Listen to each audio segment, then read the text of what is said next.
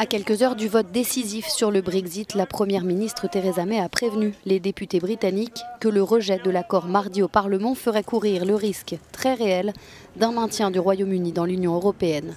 Les pro-Brexit craignent un amarrage permanent du Royaume-Uni à l'UE.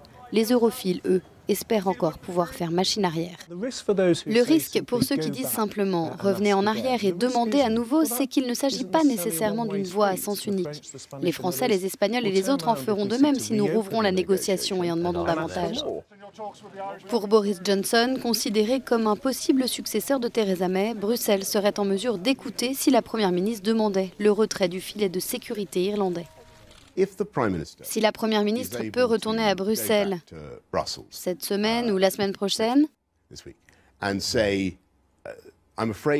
et disent « Je crains que la solution de filet de sécurité irlandais que vous avez trouvée soit très impopulaire, non seulement pour le pays, mais pour la Chambre des communes. » Ils écouteront. Le débat sur l'accord faisait rage aussi dans les rues de Londres dimanche. Une marche pro-Brexit était organisée par une figure de l'extrême droite britannique, soutenue par le parti europhobe.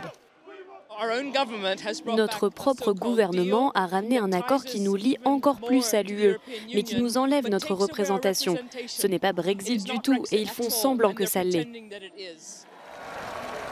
Les partisans d'un nouveau référendum, eux, se sont réunis dans une salle de spectacle. Ils veulent redonner l'espoir au peuple et arrêter ce Brexit.